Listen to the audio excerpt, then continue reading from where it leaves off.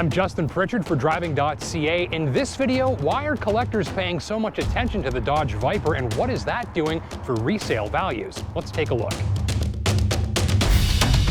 The Dodge Viper. It's a highly celebrated and often stigmatized American performance car characterized by its 10-cylinder engine, one-of-a-kind looks, and almost complete lack of advanced electronics and driver assistance features for most of its life. For most model years, you couldn't even get cruise control. The Viper has always been about stuffing a 10-cylinder engine up front, 2 seats and a simple cockpit in the middle, connecting all that power to its steamroller rear wheels, and giving drivers access to one of the highest performing American motoring experiences ever built. I became infatuated with this car as a young teenager, and no other car in the world is as responsible as this one for turning me into a gearhead enthusiast. By the time I was 15 years old, my parents knew every single fact about the Dodge Viper because I literally never shut up about it. Here's my 2000 GTS with its 8-liter 450 horsepower V10, and I enjoyed driving this as often as possible for 5 years. Then I replaced it with this one, a 2008 SRT-10 Coupe, now with an 8.4-liter 600 horsepower V10 and even more capability. These are just 2 of many different types of Dodge Viper. The car was discontinued a few years ago. Though used models are increasing in value, some of them are increasing in value very rapidly. I asked James Hewitt, an information analyst with Hagerty, to help explain why. Hewitt works closely with Dodge Viper owners and owner clubs on a regular basis and has worked extensively on Dodge Viper pricing guides while tracking sales figures and costs. In our interview, which you can read over on Driving.ca, Hewitt told me that premiums are being paid for reliable analog cars with a supercar driving experience. In fact, elsewhere in today's second-hand market, some shoppers are paying 6-figure premiums on certain vehicles just to have one with a manual transmission. Hewitt tells me that nowadays, some shoppers after a used Lamborghini Murcielago LP640 will pay up to an additional $150,000 just to get one with a stick. The shopper Hewitt's describing here is called the collector. The collector is very wealthy, likely has numerous high-end vehicles at his or her disposal, and frequents sites like bringatrailer.com in search of something new and cool to have in their collection. The collector is willing to spend an extra 6 figures to get a manual transmission in their Lamborghini, or a certain paint scheme on their favorite Ferrari. The collector also seems to be noticing the Dodge Viper more and more these days, perhaps as a steal of a deal on something rare and exclusive, and of course analog. And it's got that all-important supercar driving experience built right in. All Vipers came with a 6-speed manual, but the collector is willing to pay big bucks for other exclusivities.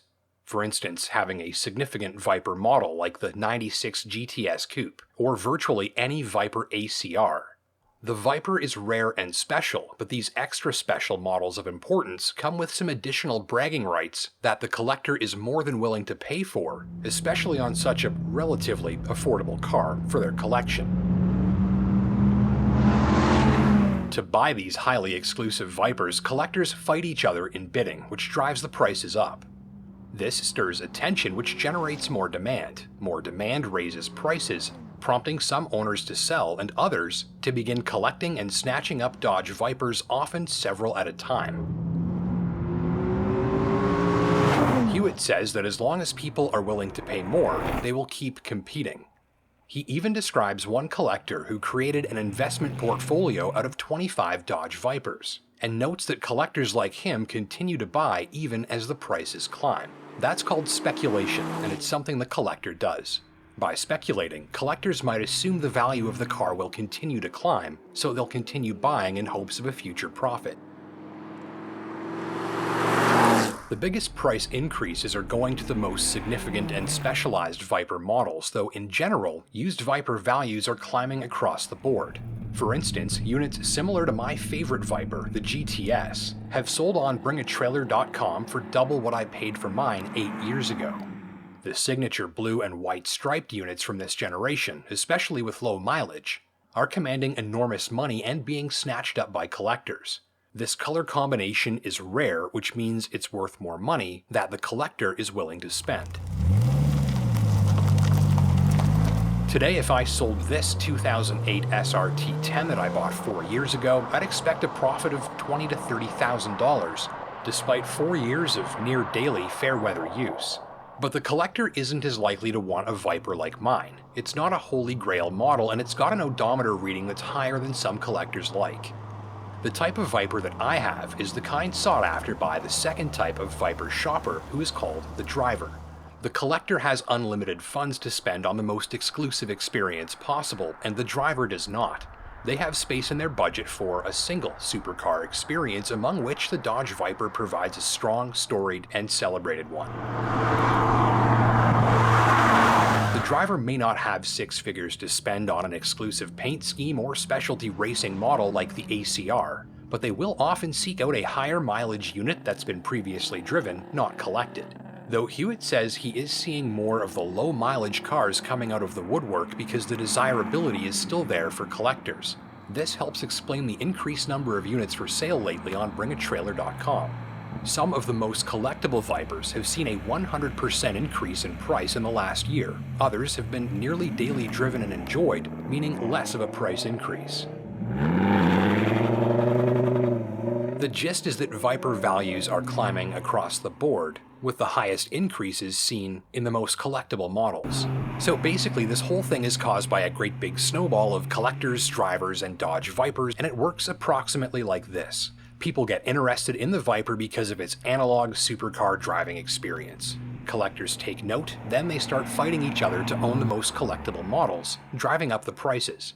The price increase creates further attention.